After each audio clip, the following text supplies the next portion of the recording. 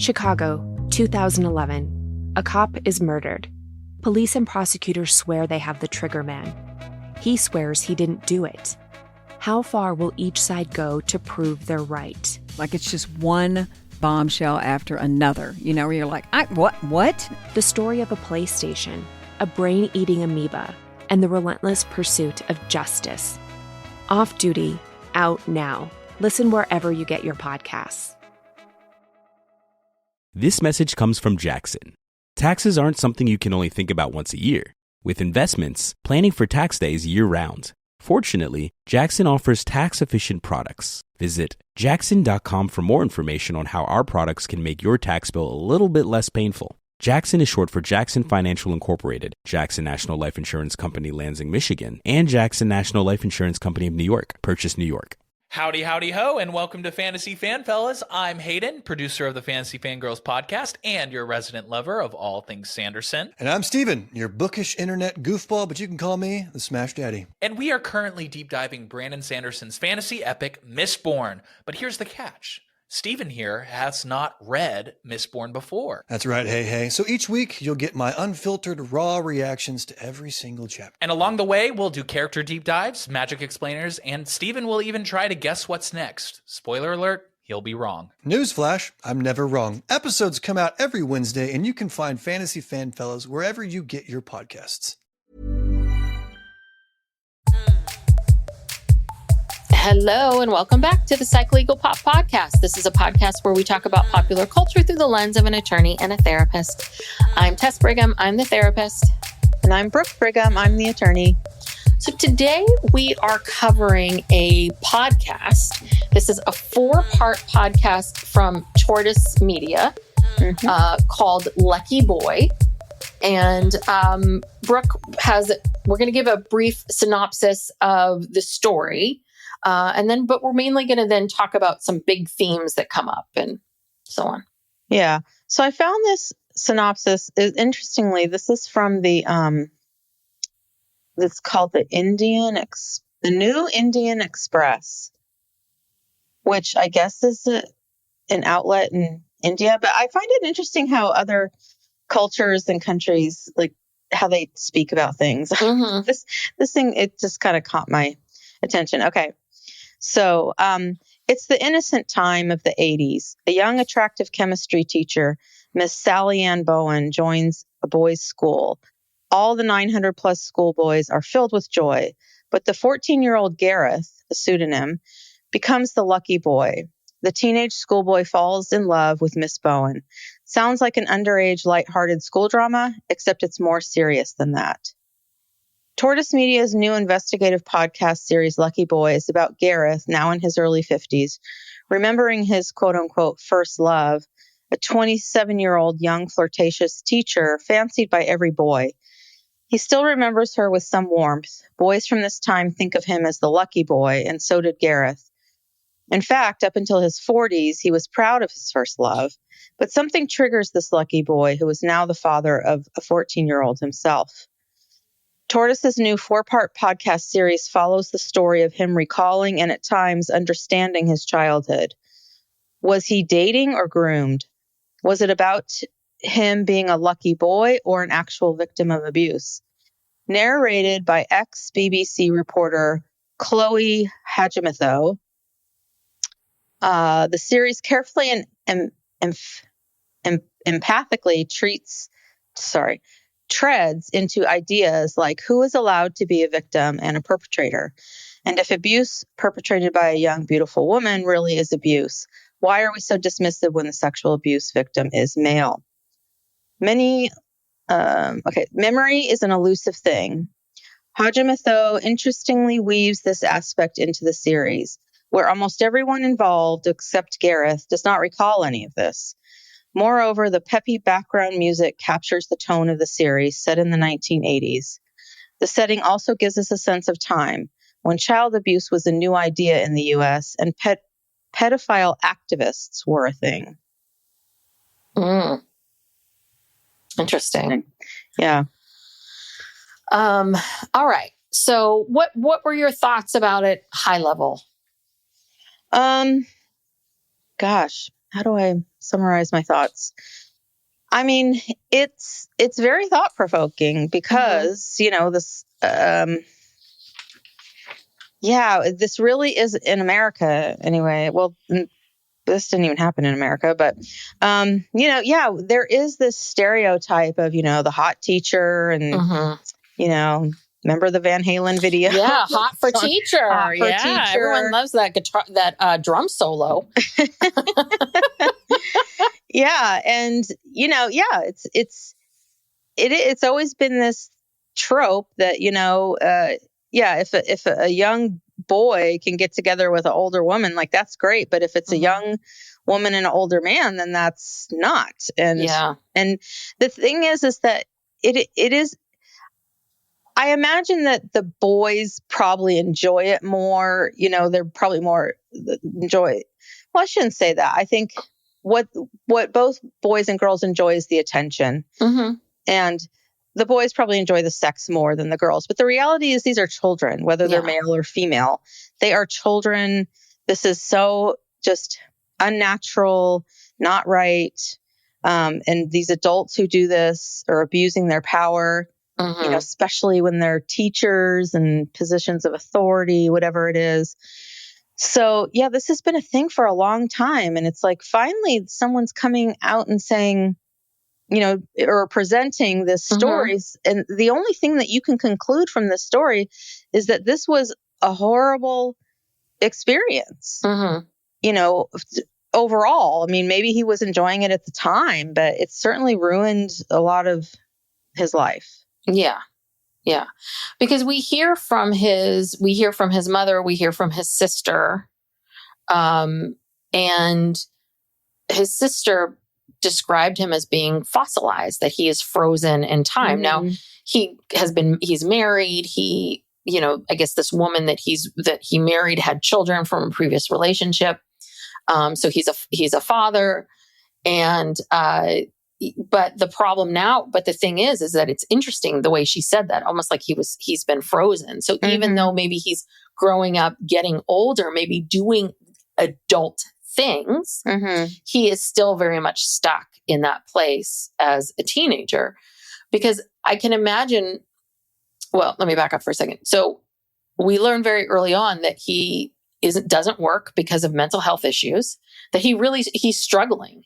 And it sounds a little bit like even before he had this aha moment of realizing what happened to him, I think he was struggling. I think he's always been struggling. That was his sister's perception of it. And I can see and understand. So anyway. Well, the way that this woman, Chloe, came upon him is it her husband went to the same school, or no, I don't know, a friend of hers, because she knew some of these people. Like she knew some of these because she was at a girls' school, I guess, around that same place, same time. So someone, was trying to. So Gareth, he is trying to, in like this, I think it's like 2023 when they had this. Some tribunal about some who regulated teachers. He actually was trying to. He did bring a case against her, like a complaint, because he found out that she had been teaching all these years, even though they had the school where he went to this school. This is like he's basically like in middle school when this starts. And this is Christ College, which is Finchley or something. That's Christ College. Finchley. An all boys school. Yeah. So he, when the teacher left the school, they were told that she would never teach again. Well, then she went on to teach for 35, 40 more years. Yeah. He finds out somehow that she's still teaching. And so he brings this complaint against her. So he's looking for witnesses. He's looking for people to corroborate what he's saying. And if anyone else was, had any information. So this request of his came through a couple people down to this producer. And that's how she got involved. And then she started talking to him. And, a lot of the podcasts is like the recordings of their telephone calls. Yes. That's a good summary. Yeah. So I don't even know I don't know how I went off on that tangent, but Yeah. So let's go back to Gareth. Mhm. And so what did you think of him? Because at times I had trouble listening to him. He felt so angry. Mhm. I mean, it's heartbreaking in many ways listening to him. I don't know what your take was on him. Yeah, I mean, he's very angry. I mean, he would have to be to keep like doing and pursuing this like all these years later. You know, I don't know if they don't really go really deep into his mental health. I mean, yeah, they say that he has such mental health struggles that he can't work. He's kind of consumed by this, but by this hearing or whatever that they're going to have. And yeah, he sounds very like this is his main focus and very angry. Yeah. Yeah. You know what? When I think about him, I can't imagine what it's like for him today to wrap his brain around all of this, because if you think about it, he had this perception or version of what he thought his life was, or what his childhood was, what his life is. It's happened so early, it does affect everything that comes after it. So here was this guy who thought I was in love with this woman and I was such a lucky boy and this was my great love. And then to slowly realize, wait a second, this person that I've loved all these years, that I have these warm memories of, or, was actually an abuser, abused me and took advantage of me. And just sort of all of it. And how when he learns that there may be other boys, that he's jealous.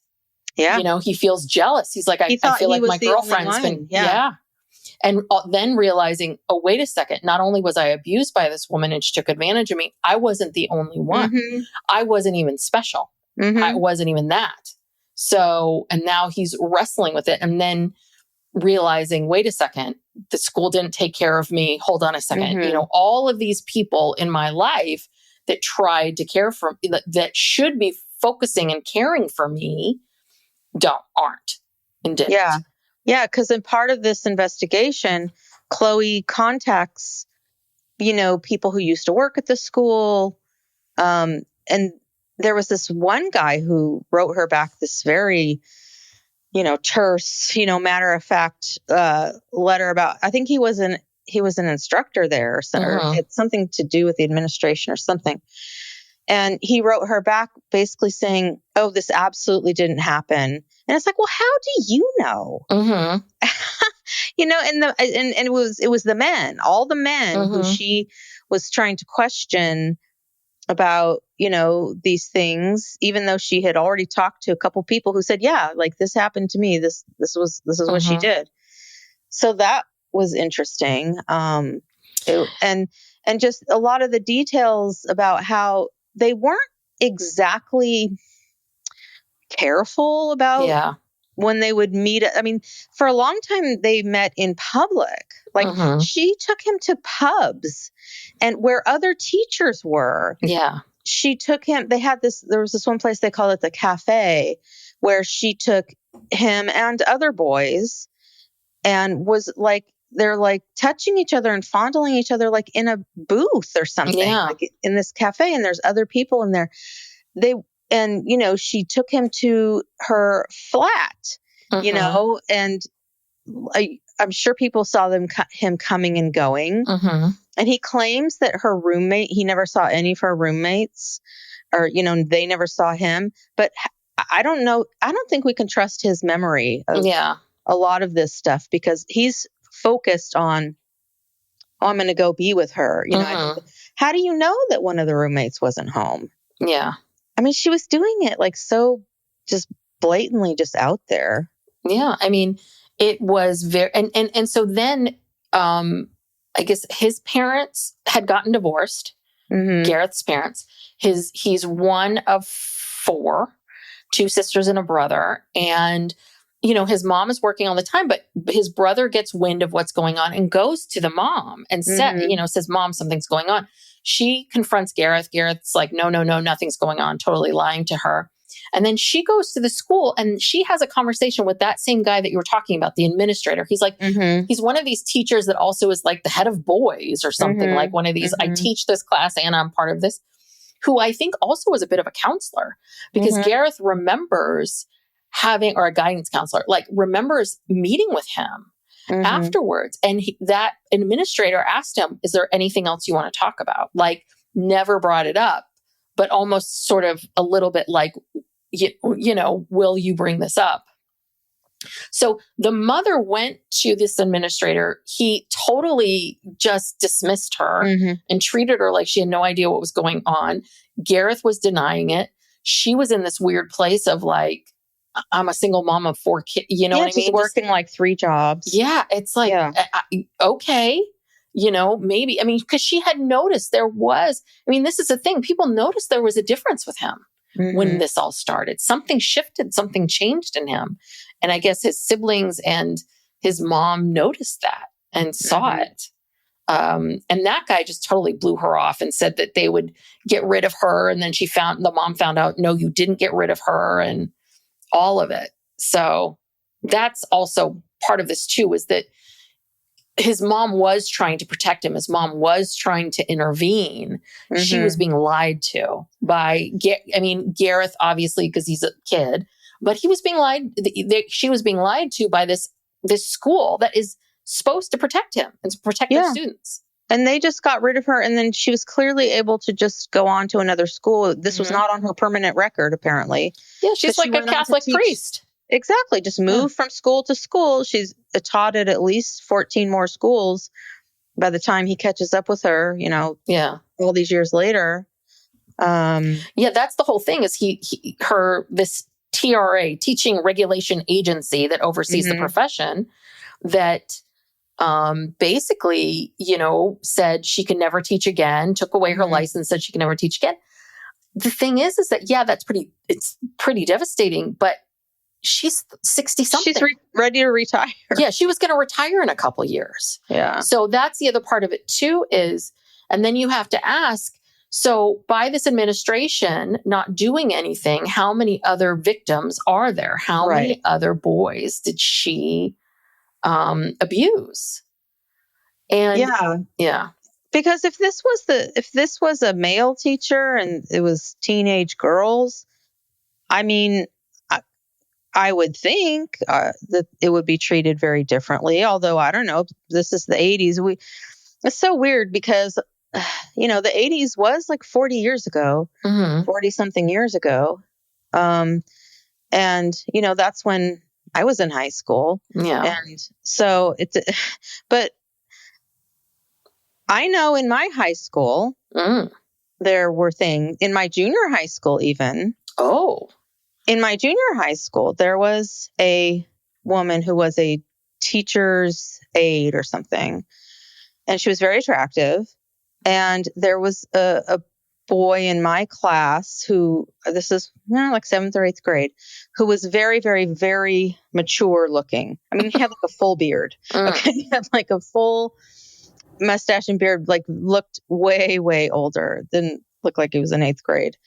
And there were rumors that they were doing stuff. They would walk around the school together. Wow. Like just walk, like when she would be out on the, you know, doing her yard duty or whatever it is. He'd be out there with her every day, like just, you know, following her around. And I'm pretty sure something was happening there. And then in my high school, actually someone who, you know, I was pretty good friends with, you know, was having an affair with like the football coach. Oh my gosh. Wow. Yeah. So was the football coach married? You say affair or? I want to say that maybe he was going through a divorce. I'm not saying any of this makes it better or worse. I'm just curious. Yeah, I'm trying to remember. I don't really remember. Was he a lot older? Yeah, I mean, he wasn't that old, but he was probably, I think this was, I mean, maybe he was in his like late 20s, early 30s. Yeah, okay.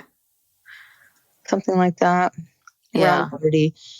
So I don't know how I got off on this tangent either, but I mean, this But nothing was done to those teachers. And if all the students knew that this was going, that the faculty, the word gets around. I mean, yeah.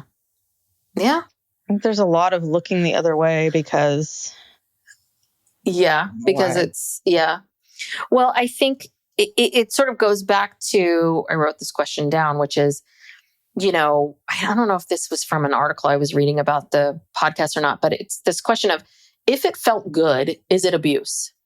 Do you know what I mean? And I think this is the crux of this, of why it's so hard to believe, because obviously in order to have sex, the male needs to be excited. There needs to be, so that needs to happen in order for sex to happen. So the belief is that, well, he was excited, he wanted it, and he felt those feelings. And the thing is that the reality is, for girls, they have those same feelings. They have the same things. It doesn't mean that you might have some sort of feeling, but that doesn't mean that it's not abuse, that it's not, that it's not wrong. But that's a big, I think that with Gareth's situation, that's where that seems to be this line that, that people seem to have a hard time really getting, which is, even though he felt like he loved her, even though he, he was an active participant, and even though it felt good,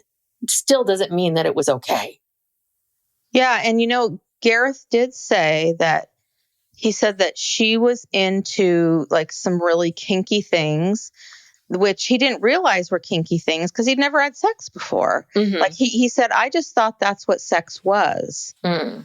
And it wasn't until later that he realized that no, most women don't want this, or this isn't, the norm. And so he came out of it with this skewed idea of, because he's thinking, he doesn't know any different. So yeah. And that is very much right. When we see children acting out and doing things that you're kind of like, where would you get that from? Like, where would that even come to you? Or that phrasing, right? Or they sexualize things, that you stop and you start to pay attention. And one thing that he was saying was, after Miss Bowen, quote unquote, left the school, he was devastated. But then a couple of years later, like, he's trying to kind of be a typical teenage boy, and he's trying to date. But he's like, but I'm not where all these other boys and girls are. Right.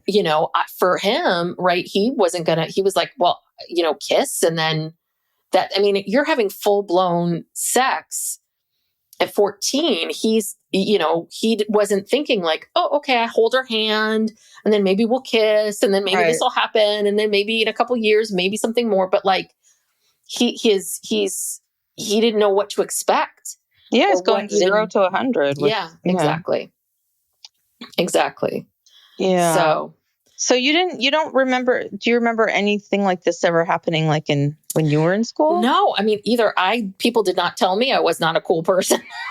People wanted to tell me anything that was going on, but no, I certainly remember back in middle school and high school, like teachers who were really inappropriate. Just, I remember I had a science teacher that was real touchy. You know what I mean? Like in today's world, never would have happened. And every year he took all of his students out to some kind of like party out in the woods at the end of the school year. I remember thinking like, this is so weird. And you're letting this weirdo like take us all on a trip to the park. It was just, the whole thing was very odd. He was very odd. And then I just remember teachers who just didn't, just like would say things to you rude across the room, humiliate you. Like, I've had a few of those kinds of things that you're just like, so awful. And trust me, these teachers would have been fired in the world that we live in today. And that's one of the things that makes me crazy, if I can go on a tangent for a second, about sort of the culture that we live in now, and how people are like, ugh, all these woke people, and there's so many rules and pronouns and da-da-da-da-da. And there's a little bit of, we're holding people accountable to do the right thing, to be a teacher who does not touch someone inappropriate, to be a teacher who, does not humiliate someone, doesn't misgender somebody, who treats people with respect. Yeah. That's what we want.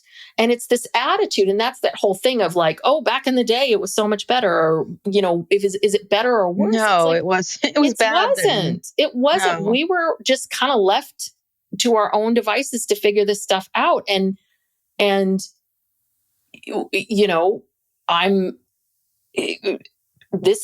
sure stuff like this happened in school. I just didn't know about it. I'm sure many more things happened.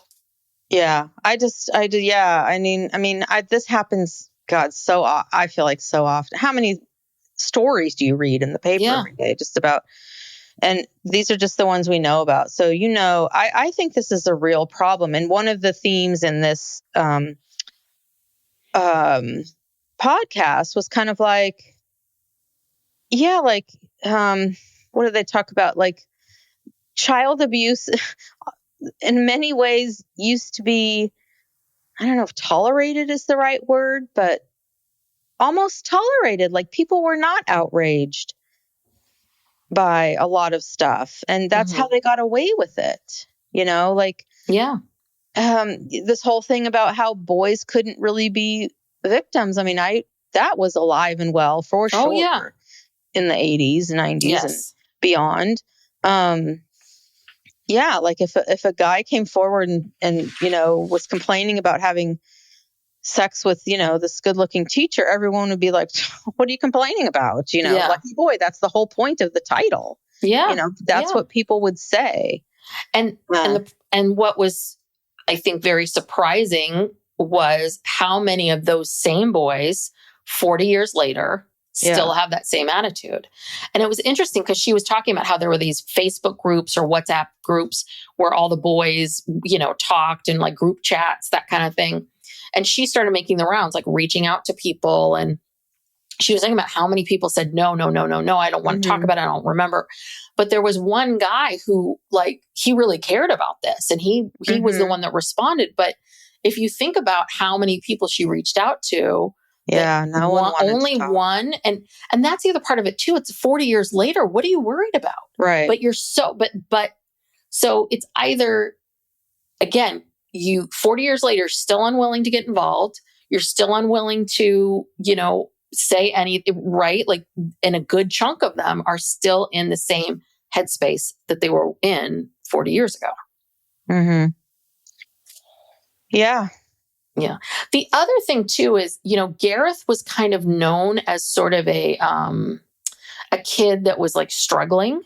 Mm-hmm. And I think that factored into some things too, right? Where he wasn't necessarily believed or, the way he was perceived was a little different. And maybe that's why she focused on him. Oh, yeah.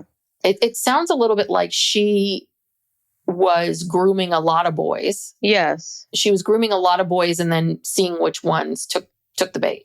Yeah, no, I think that happens with male and female perpetrators. They look for kids who are struggling and maybe they don't have their parents are not paying attention, and that's the thing. Like, sometimes I wonder why, with all this stuff, I think with our family, people in our community knew, our family, our parents, they knew our dad was a lawyer. They weren't going to fuck with us. You know what I mean? There is no way. Yeah. I think, they do. They single out people who no one's going to believe them if they tell. Yeah. They don't have parents who are around all the time to be watching out for them. Mm-hmm. Not blaming the parents. I mean, it's not this woman's fault. She has to work 3 jobs to support her children. But, that's what they look for. Yeah. Yeah. And so, what was I going to say? So one of the other big themes was this, how we perceive female perpetrators and male perpetrators, that male perpetrators are seen as sicko or gross or awful. Oh, he's terrible. And we villainize them, rightly so. But with women, we see them as that they're sex mad, that they're addicts, they're a sex addict. she's sexy. And also the other part of this too is, especially if the woman is good looking, there's almost this feeling of, if she's good looking, if she's attractive, then, she's some sex starved, temptress. And one of the things that Chloe mentioned was that, and still to this day, sex for a teenage boy is seen as an achievement. Right. Right. With girls, it goes back and forth. Right. Sometimes there's a lot of pressure and sometimes there isn't. But with boys, I do think there's a lot of pressure with sex to have this milestone, to have someone who, is going to let you have sex with them, that kind of thing. And one of the other things she mentions is the belief that, sex for teenage boys is an achievement, and that they're also immune to emotional harm. That almost this idea of that sex for boys that are teenagers, it's not about that there's no emotional connection, that it's all just sex and a transaction. For women, it's seen much more as a connection. And I think what this is really saying and exploring and talking about is the fact that no, it is serious for them, that it is, they have feelings. They are people. We all have feelings. And no matter what it is, again, you have varying feelings towards the people that you have sex with in different relationships, but that it's still emotional, no matter, who you are, what the circumstances are. Yeah. Yeah, no, it's true. 'Cause he was definitely, the way he talked about her and how they with their routine and all of it. It was very much like that was his girlfriend. Yeah. He looked forward to that, every day, going back to her flat after school and, all the stuff that, clearly that was his girlfriend. Psych Legal Pop will be back after these messages. Chicago, 2011. A cop is murdered. Police and prosecutors swear they have the trigger man. He swears he didn't do it. How far will each side go to prove they're right? Like it's just one bombshell after another, where you're like, what? The story of a PlayStation, a brain-eating amoeba, and the relentless pursuit of justice. Off Duty, out now. Listen wherever you get your podcasts. Howdy, howdy, ho, and welcome to Fantasy Fan Fellas. I'm Hayden, producer of the Fantasy Fangirls podcast and your resident lover of all things Sanderson. And I'm Steven, your bookish internet goofball, but you can call me the Smash Daddy. And we are currently deep diving Brandon Sanderson's fantasy epic, Mistborn. But here's the catch. Steven here has not read Mistborn before. That's right, hey. So each week, you'll get my unfiltered, raw reactions to every single chapter. And along the way, we'll do character deep dives, magic explainers, and Steven will even try to guess what's next. Spoiler alert, he'll be wrong. Newsflash, I'm never wrong. Episodes come out every Wednesday, and you can find Fantasy Fan Fellas wherever you get your podcasts. Well, and also it shows up when after she leaves, people would make comments about Miss Bowen, and he got into a bunch of fights. Fights in the sense of, this is my girlfriend. Like, he was pissed. How dare you talk about her in any negative way at all? That should tell you a lot. Like, just how devastated he was when she did leave, because it was very abrupt. It was, and that's the other thing too, was this adult was coming in, made this child fall in love with her, and then was like, okay, peace out, bye. Gotta go. I'm out of here. And that sort of, right, for a 14, he's 15 at the time, but like a 15-year-old, that emotional pull and how devastating that is. And then he's walking around thinking this is his great love girlfriend, and he's beating up anybody that would say anything different. Yeah, and his life was just consumed by this. So in the meantime, he's not doing well in school. I'm sure he's not.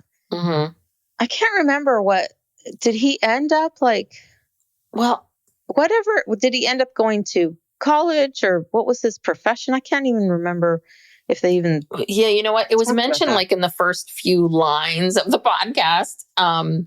But I do believe, I remember her saying something to the effect of that he dropped out by 16. I think things have been rough. That's one thing, is I would have loved to hear a bit more about like what was his how life, this affected, how this affected him, all of that.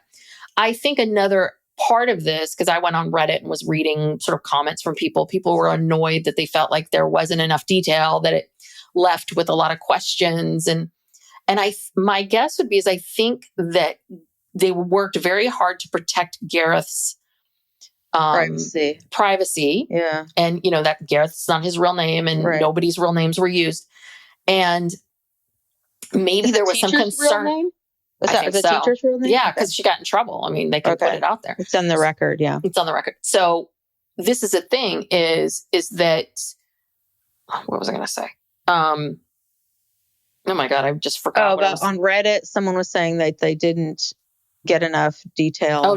Not enough detail. Sorry. And so I was thinking, okay, maybe they're not telling us anything about his life from 15 to 50, because that would maybe to protect his privacy. But she just gave us some broad strokes of mental health issues, not working. But I do believe it was,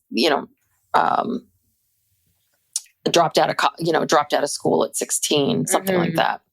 It has not been easy. I mean, by any means. And this was another thing that he was talking about, was realizing, as I was saying earlier, that you have this experience at 14, 15, you think you fell in love, you think that, so this is your perception of who you are, how you see yourself. And you spend until you're 40, like, this is who I am. This is how it is. It's almost kind of finding out like your birth parents aren't your birth parents. Like how you saw the world was through this lens, through this way of seeing. And that at 40, then it gets, thrown up. And then one of the things he said was, when he found out about these other boys, was, yes, he was jealous, but also he's like, then I realized she didn't love me. And just that recognition of, wait a second, what I thought to be true about myself, about how I saw myself, how I interacted with the world, all of these things, that's not true. Yeah, because he describes her as his first love, and was kind of proud of that, and proud that this, beautiful young teacher chose him, until he had that wake up moment, like, wait a minute. Yeah. Then he sees his son is 14, and he looks at him and he thinks, yeah, I was used. I mean, there's no way that was, love, like romantic love or whatever. Well, and I think it's in the first episode, one of the reviews that I read sort of poo-pooed this, thought it was pointless, but I thought it was interesting, which is the Chloe, she interviews a bunch of 14-year-olds. Like every day, 14-year-olds.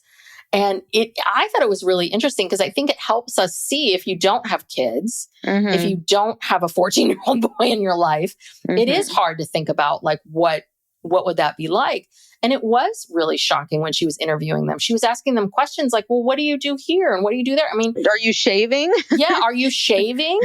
Are you, what, and like maybe one was, and one kid admitted he still plays with his Legos, I mean, 14 is young, very young. Yeah. And, even with, our most famous case in the U.S., the Mary Kay Letourneau thing, and, even though, they had kids together, they stayed together, and she died of cancer. I think they stayed together till she died. Although, I mean, that man, really, I mean, he was a saint. Because he was not happy with her. He, at some point, realized that what had happened to him, and he sort of politely acknowledged it, but it was clear that, I mean, he was just such a victim. And, he just, I guess, like, kind of stood by her out of loyalty or whatever.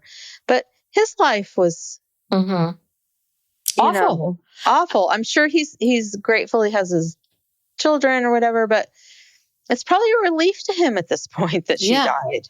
Yeah, you know? I'm sure it was.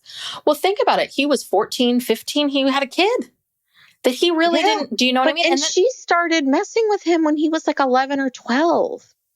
Yeah. You know, like she knew him over a period of years, and I mean, she had to be grooming him all of those years. Yeah. And then, right. And then, here he is. Now he's a father. Now he's a father of 2, and he's not even out of high school yet. And it did ruin his life. Again, I think he's grateful for his children, but she took away his youth. Yeah.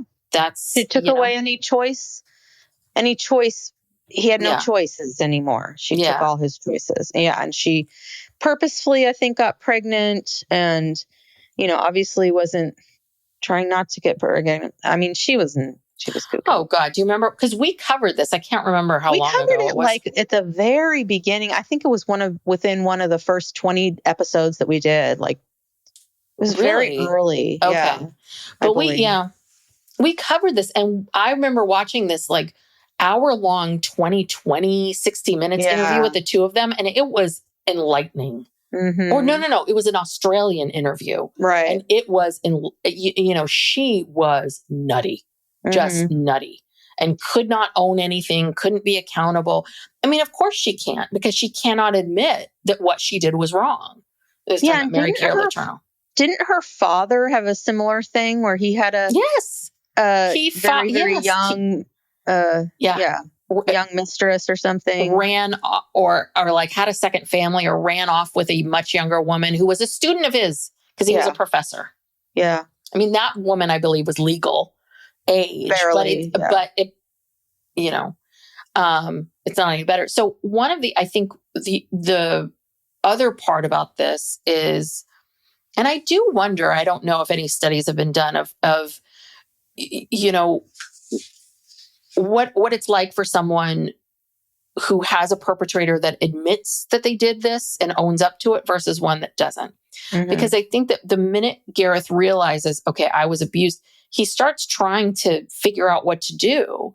And he learns in 2020, they're not, the police aren't willing to prosecute, which is how he ended up going to the teachers. What is it? The teacher... teaching regulation agency to get some justice. But I think that the other part that I think is so heartbreaking about this story was how he thought his friends, one of his friends, two of his friends would stand up and be by his side and say, yes, we saw all of this. They wouldn't come up. None of the teachers were willing to, even though they're they're much older and they're near retirement. None of them were willing to do it. I guess Miss Bowen had a good friend, a woman that Gareth remembers, who knew about this relationship, acknowledged it.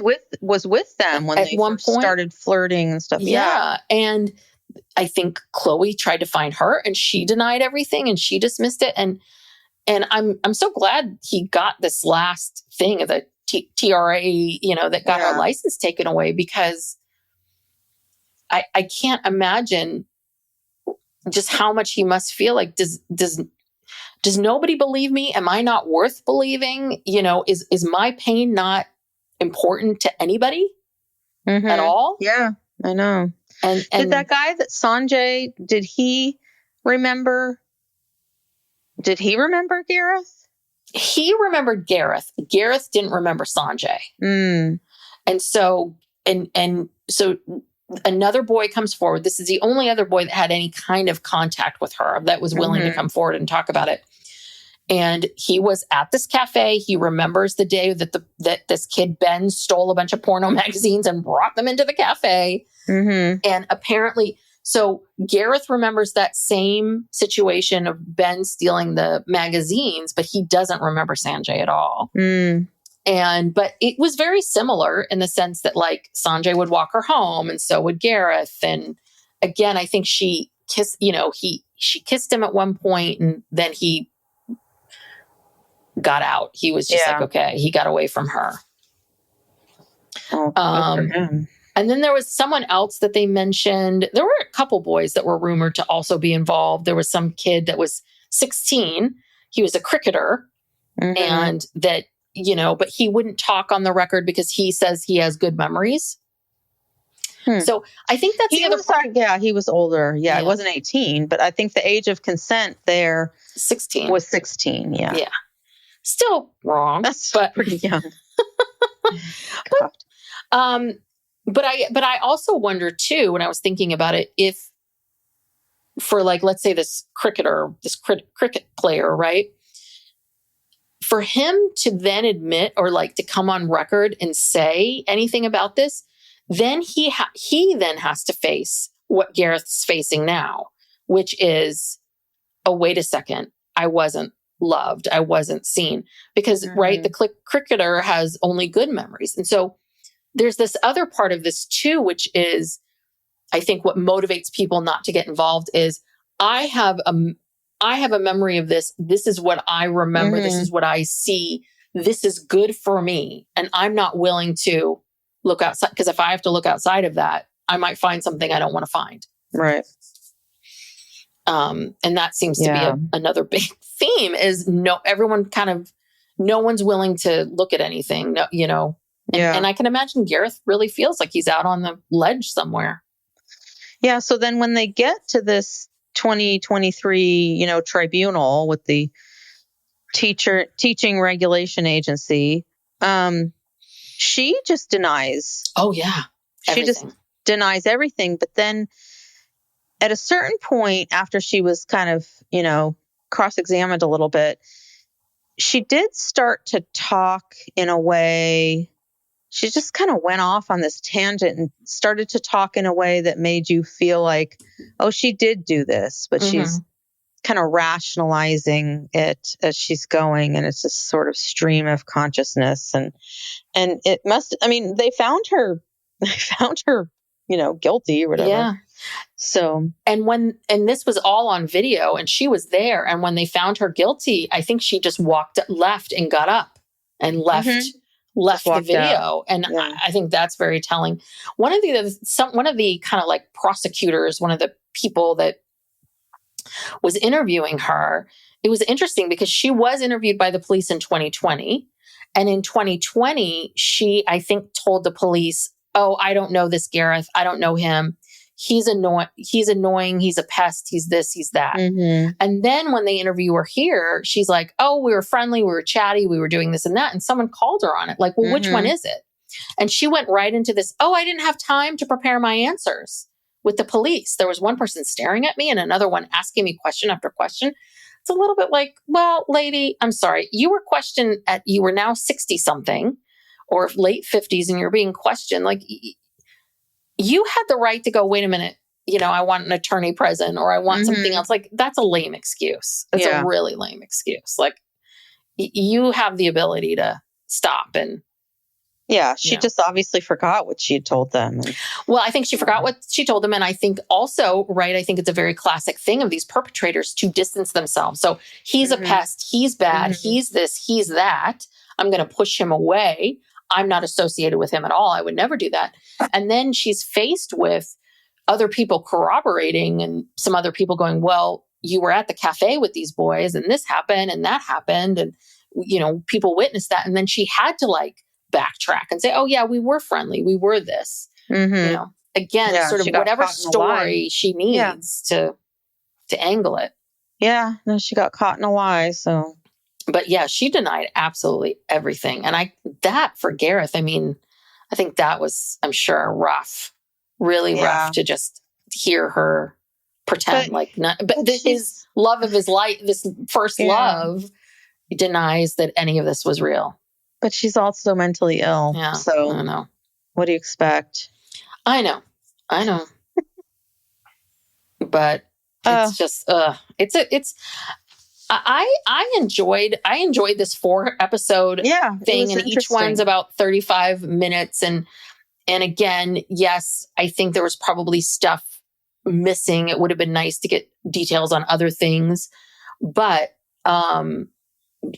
what his life has been like and all of that. But I do understand that. But I appreciate, these kinds of podcasts because it does ask a lot of questions and questions that are worth talking about and discussing, but things that aren't like clear-cut answers. And I know people want everything wrapped up in a neat little bow, but I think that it's very thought-provoking, very, Yeah. I mean, I think it's impossible. I mean, because look, you're dealing with children who, look, nobody's childhood is as they remember it. Yes. You know, so you're dealing with adults trying to recall things that happened to them before before their brains are fully formed, and talking about these experiences and what they can remember. You know, memory is a strange thing. And so, yeah, we're not going to get like, and then you're dealing with this, you know, mentally ill woman who's the teacher. And then all these other people who are just they don't want to get involved, and they're just trying to protect themselves and their own reputations. And their own memories. Again, a lot of times people don't want to pull back the curtain because no, it was all good. It was all good. Yeah. And all the people at the school, who's going to admit that, oh yeah, you know, I knew about it. We knew about these women, and you're this woman, and no one's going to admit that. So, you know, it's that part is not satisfying, but I think that it was, you know, for Gareth, I mean, this was obviously something he needed to do. Hopefully he's been able to, I don't know, move on somewhat in his life, but yeah, we don't know. They don't tell us like if this whole experience gave him any satisfaction or anything. This reminds me a bit of the Finding Neverland documentary. Very similar. Like they were actually a little bit younger, and this is obviously different. This is a male, a celebrity, but that same thing of feeling like I had this special relationship with this special person. This was something. You know, was it love? Was it not? Was it friendship? Like, what was it?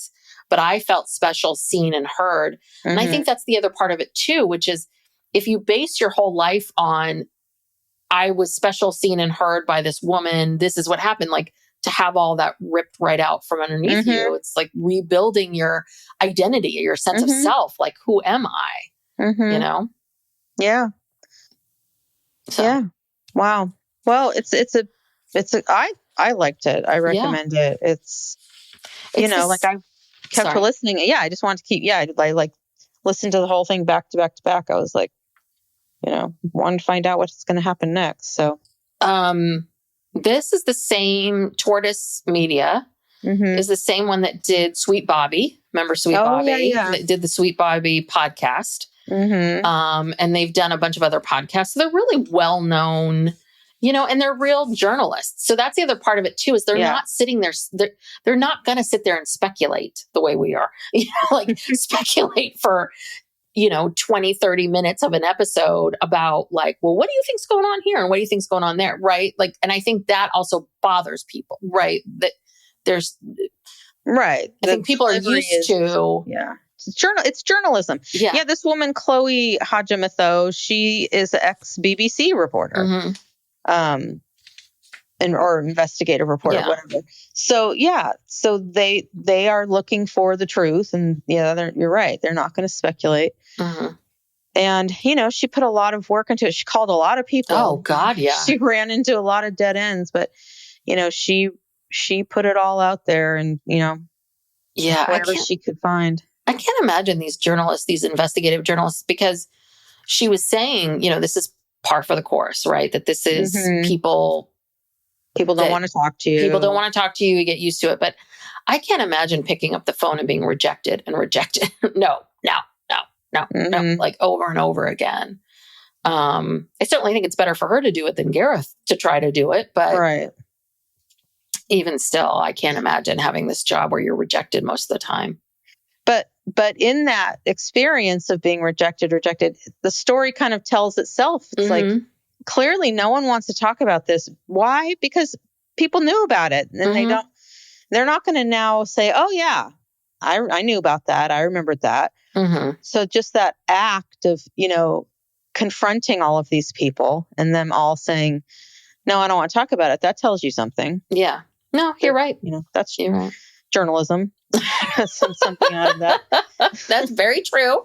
And I think at the very end, she sums some things up. Some of the, the themes that we were talking about today, she talks about all of that, the male versus female and how we see it. And, boys having sex as an achievement and all of those things. So I thought she did a really, really good job of just asking, and asking questions and what does this mean? Yeah. And I really wonder kind of, even though we now have all of these expectations of people, to, like you were talking about, the teachers of the 80s could not get away with things that they did and said today in some respects. Mm-hmm. But I feel like this stuff still happens rampantly in schools. And even, with my daughter in high school, there was, a lot of, like you said, there was inappropriate things happening. There were rumors of things happening. Mm-hmm. There was a lot happening. This stuff doesn't just go away. I think people just get more clever with, how they approach it.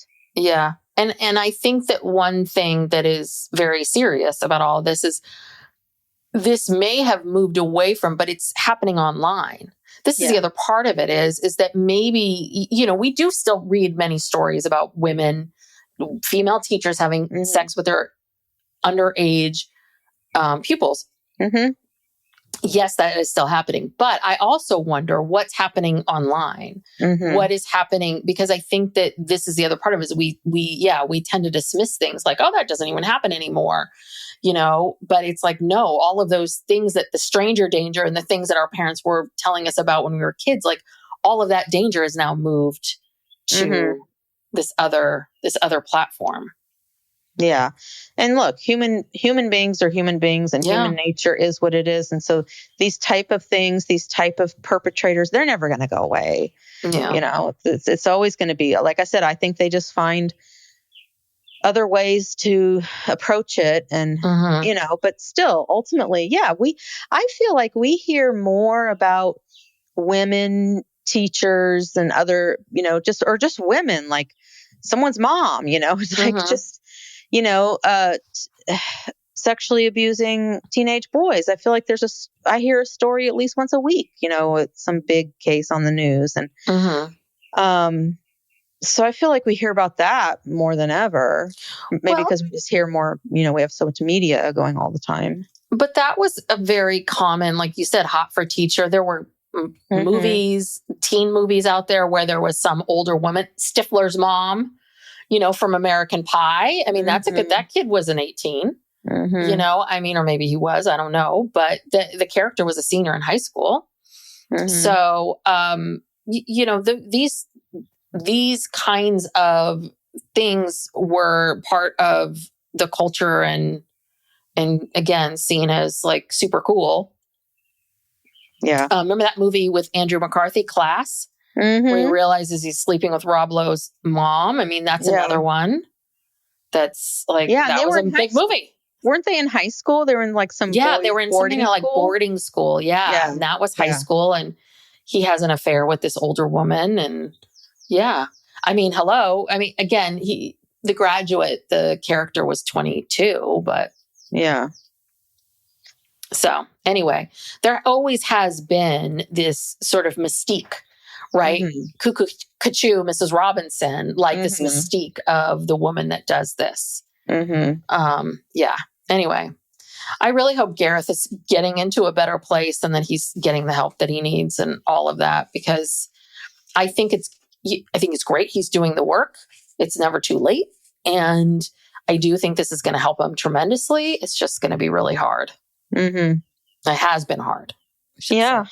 Yeah. Well, good for him for telling his story. Yeah, absolutely.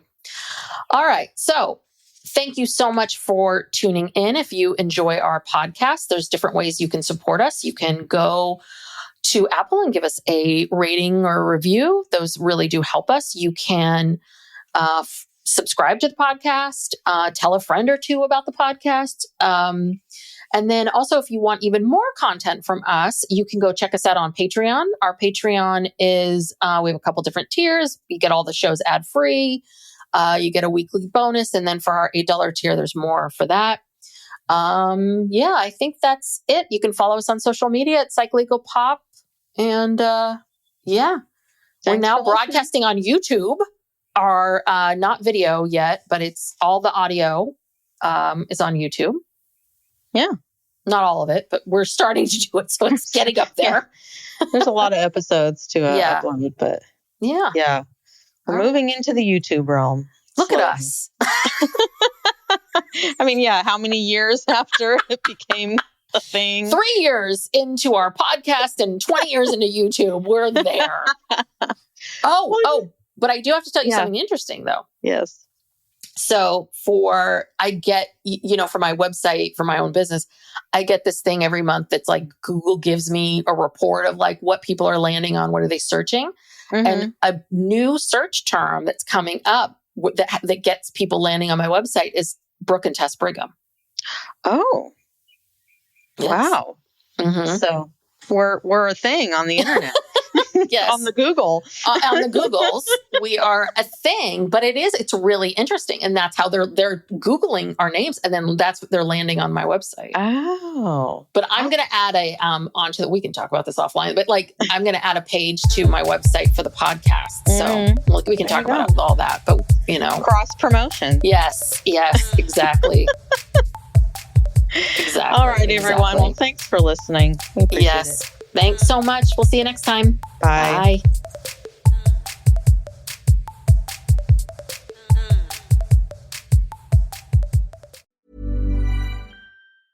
This message comes from Jackson. Taxes aren't something you can only think about once a year.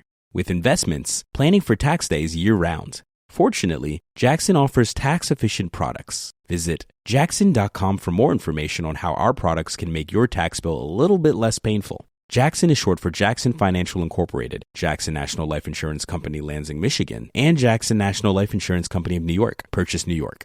Howdy, howdy, ho, and welcome to Fantasy Fan Fellas. I'm Hayden, producer of the Fantasy Fangirls podcast and your resident lover of all things Sanderson. And I'm Steven, your bookish internet goofball, but you can call me the Smash Daddy. And we are currently deep diving Brandon Sanderson's fantasy epic, Mistborn. But here's the catch. Steven here has not read Mistborn before. That's right, hey. So each week, you'll get my unfiltered, raw reactions to every single chapter. And along the way, we'll do character deep dives, magic explainers, and Steven will even try to guess what's next. Spoiler alert, he'll be wrong. Newsflash, I'm never wrong. Episodes come out every Wednesday, and you can find Fantasy Fan Fellows wherever you get your podcasts.